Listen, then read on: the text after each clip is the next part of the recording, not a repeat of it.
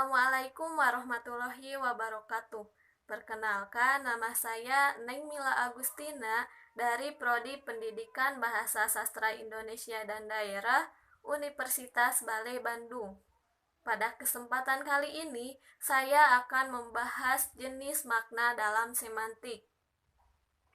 Nah, sebelum kita membahas jenis makna, kita bahas terlebih dahulu apa itu semantik. Pengertian semantik. Semantik dalam bahasa Indonesia berarti berasal dari bahasa Yunani sema yang berarti tanda atau lambang. Kata kerjanya adalah semaino yang berarti menandai atau melambangkan.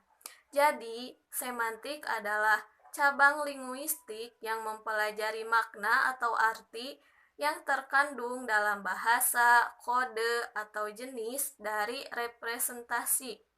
Dengan kata lain, semantik adalah studi tentang makna. Jenis makna. Yang pertama, makna leksikal dan makna gramatikal. Menurut Haier, makna leksikal adalah makna yang dimiliki atau ada pada leksem meski tanpa konteks apapun.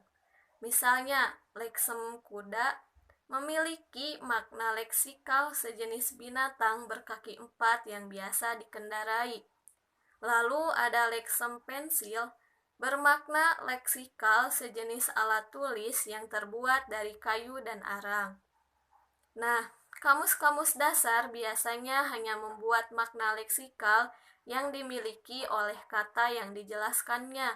Oleh karena itu, banyak yang mengatakan bahwa makna leksikal adalah makna yang ada dalam kamus. Jadi, makna leksikal merupakan gambaran nyata tentang suatu konsep seperti yang dilambangkan kata tersebut. Makna gramatikal. Makna gramatikal menurut Haier baru ada kalau terjadi proses gramatikal seperti afiksasi, reduplikasi, komposisi, atau kalimatisasi. Contohnya, proses afiksasi Frepik-Ber dengan dasar baju, maka melahirkan makna gramatikal mengenakan atau memakai baju.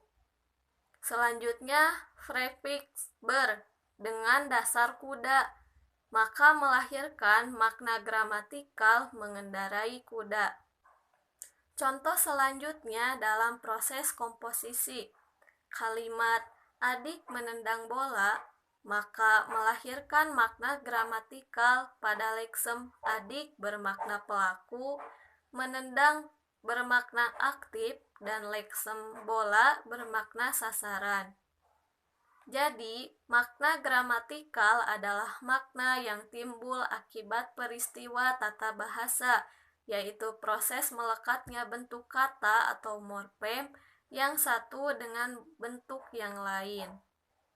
Yang kedua ada makna denotatif dan makna konotatif.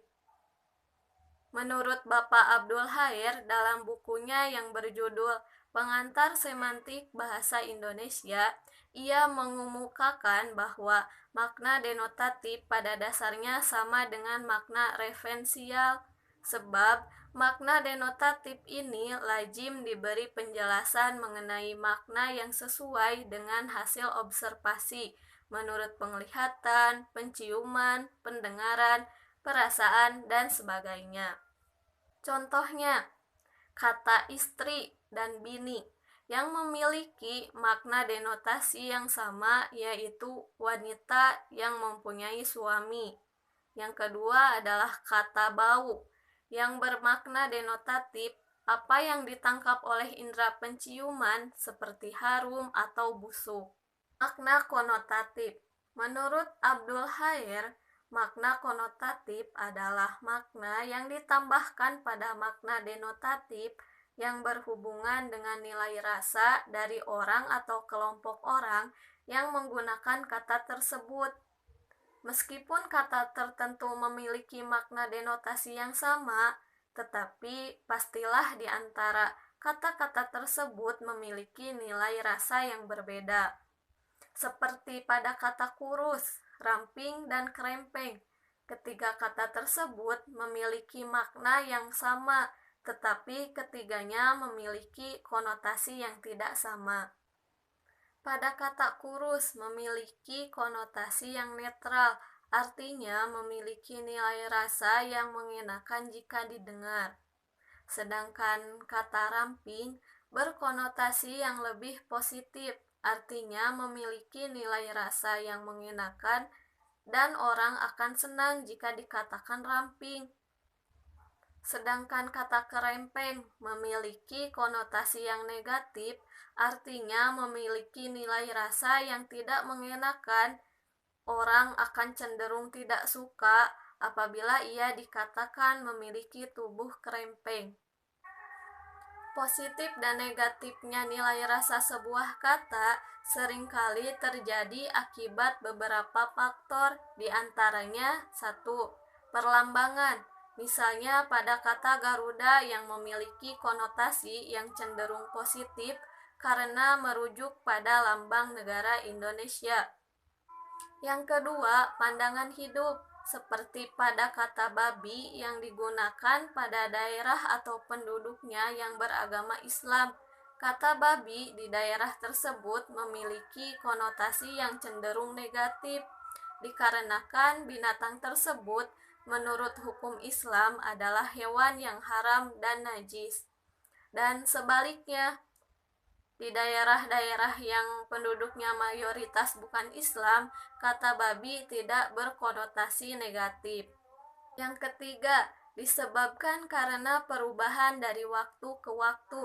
Contohnya, pada kata ceramah, dulu kata ini berkonotasi negatif karena cenderung bermakna cerewet. Tapi kata tersebut sekarang ini berkonotasi positif karena kata-kata tersebut biasanya lazim digunakan sebagai kata yang merujuk pada sesuatu aktivitas berdakwah. Dan yang keempat adalah disebabkan karena adanya sifat manusia untuk memperhalus pemakaian bahasa.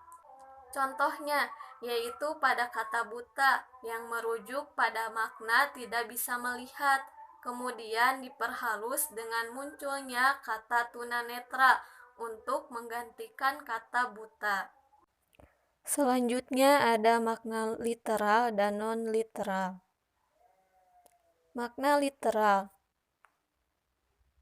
Dalam buku Makyun Subuki yang berjudul Semantik sebagai Pengantar Memahami Makna Bahasa, arti literal adalah arti dasar dari kata dasar atau frasa. Makna literal dapat dijelaskan sebagai suatu makna yang sesungguhnya, faktual, dan bersifat netral. Makna literal adalah makna yang acuannya bisa merujuk secara fisik konkret dalam dunia nyata, misalnya kata gajah dalam tahun gajah. Makna literal pada kata gajah mengacu pada sosok fisik gajah yang ada dalam dunia nyata dan tidak mengacu pada peristiwa di masa lampau ketika sekelompok gajah yang dipimpin oleh Raja Abraha menyerang bangunan Ka'bah.